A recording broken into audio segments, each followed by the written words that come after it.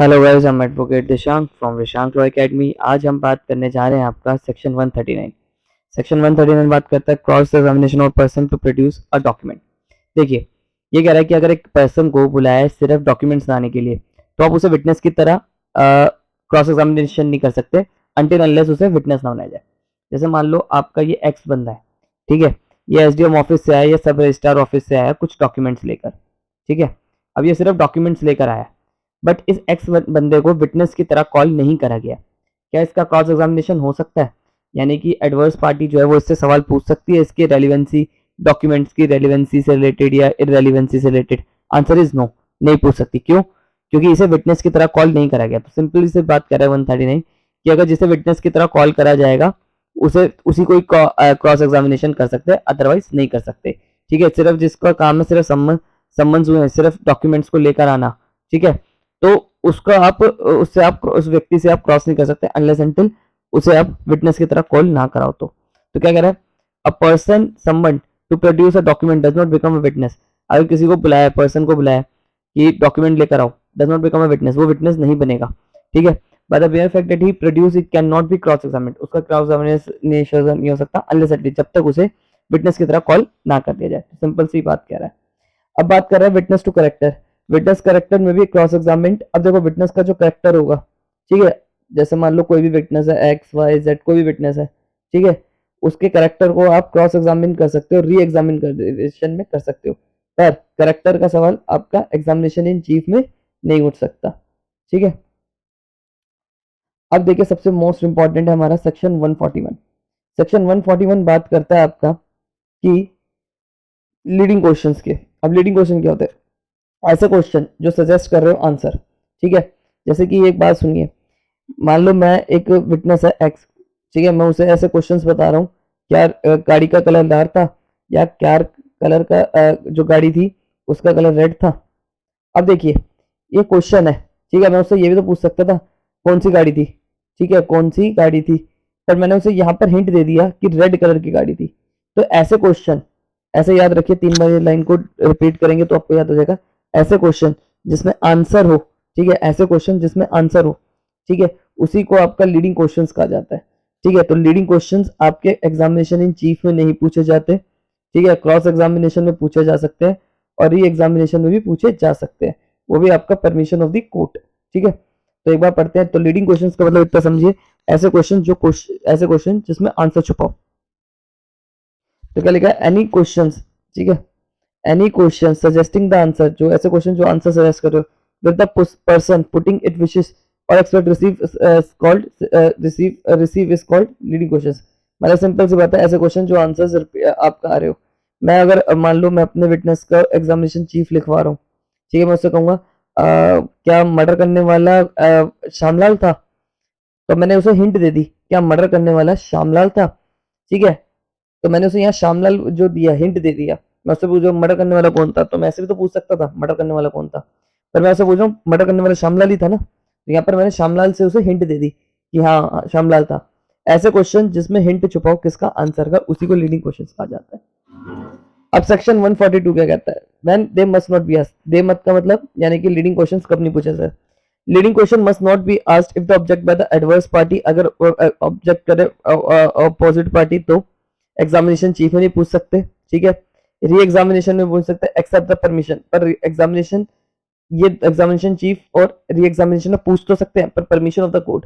वैसे general rule ये कहता है कि आप नहीं पूछ सकते एग्जामिनेशन चीफ में और री एग्जामिनेशन में, ठीक है, पर परमिशन ऑफ द कोर्ट पूछ सकते हैं। अब court shell permit the leading question. अब यहाँ पर देखो, कोर्ट की डिस्क्रिशनरी नहीं, यहाँ पर कोर्ट को कह दिया है कि कोर्ट को परमिट करना पड़ेगा कि अगर लीडिंग क्वेश्चन कैसे है, इंट्रोडक्टरी नेचर के है, अनडिस्प्यूटेड नेचर के है, या which have not be opinion already been sufficient proof. यानी कि अगर कोई इंट्रोडक्टरी नेचर का है या अनडिस्प्यूटेड है कि मतलब कोई उससे मर्डर 3 बजे हुआ था, 4 बजे हुआ था, ठीक है, मान लो मैं अपने एग्जामिनेशन चीफ में अपने क्लाइंट से विटनेस से पूछ रहा हूँ क्या मर्डर 3 से 4 के बीच में हुआ था ना, तो अब यहाँ पर मैं उसे हिंट दे रहा हूँ। पर मान लो ये चीज अगर अनडिस्प्यूटेड है कि ठीक है, अब इससे रिलेटेड कोई डिस्प्यूट ही नहीं है, तो आप इससे रिलेटेड सवाल कर सकते हैं एग्जामिनेशन चीफ में भी, ठीक है। व्हेन दे में बी आस्क्ड, तो ये आपका क्रॉस एग्जामिनेशन में पूछ सकते हैं एग्जामिनेशन चीफ में, और री एग्जामिनेशन में तभी पूछ सकते हैं जब आपका कोर्ट परमिट करे। तो सिंपल सी बात कह रहा है। 143 सिंपली कह रहा है कि आपका क्रॉस एग्जामिनेशन में पूछा जा सकता है, यहाँ पे कोर्ट की परमिशन लेना जरूरी नहीं है 143 में, ठीक है।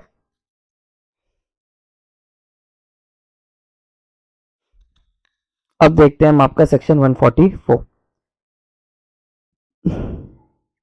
144 कह रहा है evidence as a matter in writing. देखिए, मान लीजिए ए और बी के बीच में कॉन्ट्रैक्ट होता है, ठीक है, कॉन्ट्रैक्ट होता है, ठीक है, या कोई आपका ट्रांसफर ऑफ प्रॉपर्टी डीड होती है, ठीक है, सेल डीड मान लो यहाँ पर अभी, ठीक है, सेल डीड होती है या आपका कोई भी चीज होती है। अब दोनों के बीच में राइटिंग में हुआ था, ठीक है, सेक्शन 91 एविडेंस एक्ट में हमने पढ़ा था राइटिंग में। अब ए इससे रिलेटेड कोई एविडेंस देता है, ठीक है, तो बी का जो वकील होगा या बी जो होगा यहाँ पर आपका ऑब्जेक्शन रेज करेगा क्रॉस एग्जामिनेशन में, ठीक है, कहेगा कि आप इससे रिलेटेड एविडेंस नहीं दे सकते। क्यों नहीं दे सकते? क्योंकि ये चीज राइटिंग में हुई थी, ठीक है, तो आप पहले इसके लिए या तो प्राइमरी एविडेंस लेकर आओ, अगर प्राइमरी नहीं है तो सेकेंडरी लो, देन आप इससे रिलेटेड आप एविडेंस दे सकते हैं, ठीक है। तो सिंपल सी बात समझिए, अगर एक लाइन में बताऊं, अगर कोई चीज आपके कॉन्ट्रैक्ट में राइटिंग में हुई है, ठीक है, तब तक आप एविडेंस नहीं दे सकते जब तक आप उस डॉक्यूमेंट को ना ले आओ, इधर प्राइमरी वे या सेकेंडरी वे, जो हमने सेक्शन 91 में पढ़े थे, ठीक है। तो एक लाइन में बताऊं कि अगर कोई कॉन्ट्रैक्ट हुआ है, एक बार पढ़ते हैं, अ विटनेस में be asked under examination whether any contract, कोई कॉन्ट्रैक्ट हुआ है, कोई ग्रांट हुआ है, कोई disposition of property, disposition of property मतलब यानी कि सेल, ट्रांसफर, विल, ये वो सब कुछ, which is giving evidence, evidence दे रहा है, was not contain in a document, अगर वो कंटेन है डॉक्यूमेंट में तो ही एविडेंस दे। अगर वो, सिंपल सी बात है, अगर वो दोनों के बीच में कोई कॉन्ट्रैक्ट हुआ है, ठीक है, कॉन्ट्रैक्ट का नाम है एक्स, ठीक है, और ए और बी के बीच में हुआ है, अब बी, ए या बी दोनों में से कोई भी एविडेंस इससे रिलेटेड नहीं दे सकता, ना ये दे सकता ना ये दे सकता, ओरल एविडेंस नहीं दे सकता, ओनली राइटिंग में एविडेंस देगा, ठीक है। पहले कहेगा कि डॉक्यूमेंट प्रोड्यूस करो, and if is say that it was about to make any statement content of any document, और डॉक्यूमेंट के कंटेंट को रिलेटेड बता रहा है कि ये टर्म्स एंड कंडीशंस थी, ठीक है, कंटेंट ऑफ डॉक्यूमेंट मतलब terms and condition, which is the opinion of the court ought to be produced or adverse party may object such evidence give until such document is produced, जब तक वो document produce नहीं करा जाएगा तब तक आपका वो पार्टी ऑब्जेक्शन लगाती रहेगी। कौन पार्टी ऑब्जेक्शन लगाएगी? मान लो ए और बी है, ठीक है, इनके बीच में कॉन्ट्रैक्ट साइन हुआ ये, ठीक है, उसके टर्म्स एंड कंडीशंस थी ये कंटेंट है, ठीक है, कि 3 लाख रुपए देंगे, आपका 10 लाख रुपए देंगे, 3 महीने के अंदर देंगे, 3 साल के अंदर देंगे, जो भी था। अब मान लो इससे रिलेटेड ये ओरल एविडेंस दे रहा है, ठीक है, ओरल एविडेंस, ओरल विटनेस दे रहा है, ठीक है, तो ये पार्टी ऑब्जेक्ट करेगी और इसे रोकेगी। पर मान लो अगर ये ओरल विटनेस दे रहा है तो फिर ये वाली पार्टी इसको रोकेगी, ठीक है, कहेगी कि पहले आप डॉक्यूमेंट प्रोड्यूस करो देन हम आपकी बात सुनेंगे, विच कॉल बी गिवन है सेकेंडरी एविडेंस ऑफ इट, या इन टाइटल है यहाँ पर सेकेंडरी एविडेंस भी दे सकता है, प्राइमरी भी दे सकता है, प्राइमरी नहीं है तो सेकेंडरी दे देगा।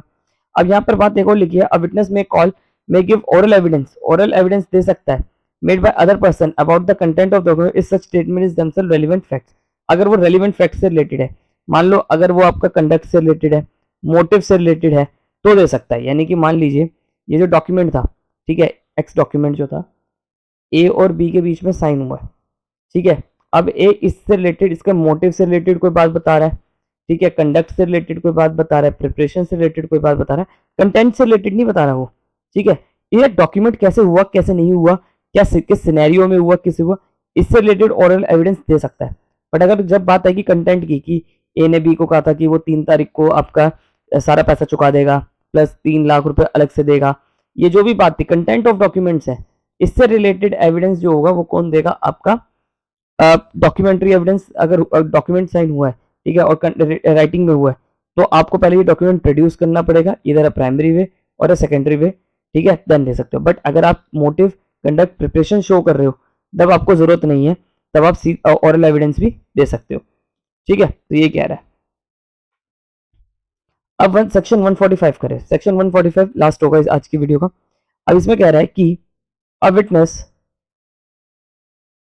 विटनेस में be cross examined as to be a previous statement, अगर मतलब एक विटनेस का प्रीवियस स्टेटमेंट में रिलेटेड। अब इसे ऐसे समझिए, मान लो ये विटनेस है, ठीक है, इसने एफआईआर भी करवाई, ठीक है, इसने एफआईआर में भी लिया, इसने कंप्लेंट भी दी, ठीक है, इसने 161 की स्टेटमेंट भी दी, इसने 164 की स्टेटमेंट भी दी, ठीक है, इसने पहले इससे रिलेटेड केस से रिलेटेड और भी कोई अदर स्टेटमेंट्स दी है, सब ये सब क्या है? राइटिंग में, all in writing, all in writing, सब राइटिंग में, ठीक है। अब ये सारे के सारे क्या है, इस विटनेस ने आपका ये सब राइटिंग में दिया है।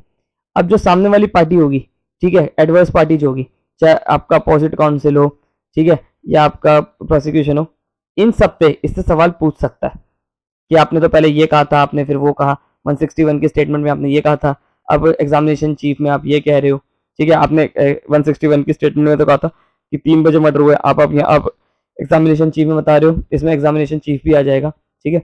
अब आप एग्जामिनेशन चीफ में बता रहे हो कि मर्डर जो है वो 8 बजे हुआ है, ठीक है, तो यहाँ पर भी आप बता सकते हो, या आपने एफआईआर में बताया था कि मर्डर जो है वो 3 बजे हुआ था, अब आप बता रहे हो 8 बजे हुआ है, तो आपका क्रॉस एग्जामिनेशन इन सब की स्टेटमेंट पे हो सकता है। तो क्या कह रहा है सेक्शन एक बार, अब विटनेस में भी क्रॉस एग्जामिन, विटनेस का क्रॉस एग्जामिन करवा जा सकता है, प्रीवियस स्टेटमेंट अगर उसने कहीं पर भी दी है, ठीक है, और उसने लिखित में दी है, रिड्यूस इन राइटिंग मतलब लिखित में दी है, इन क्वेश्चन मैटर, जो क्वेश्चन आपका जो केस से रिलेटेड है, without such writing been shown, और वो बिना शो करे हुए, और being proof, but if it is intent to contradict him by writing, अगर उसको कंट्राडिक्ट करना है कि आपने पहले ये कहा था वो कहा था, कंट्राडिक्ट मतलब यानी आपने उसको बताना है कि पहले आपने ये कहा था पहले वो कहा था, it attention must before his writing can be proved those parts which used for a purpose of, यानी कि सिंपल सी बात है, आपको वो फिर दिखाना पड़ेगा कि वो है, वो कहेगा कि ये वो, आप सिंपल सी बात है, मान लो किसी विटनेस ने आपका 161 की स्टेटमेंट दी, 164 की स्टेटमेंट दी, कंप्लेंट करी, ठीक है, अब ये कंप्लेंट डीसीपी के सामने करी है, एसएचओ के सामने करी,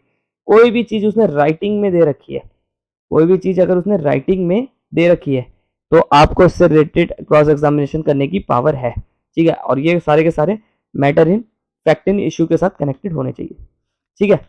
आई होप आपको मेरी वीडियो पसंद आई हो, वीडियो पसंद आई हो तो चैनल को सब्सक्राइब करिए।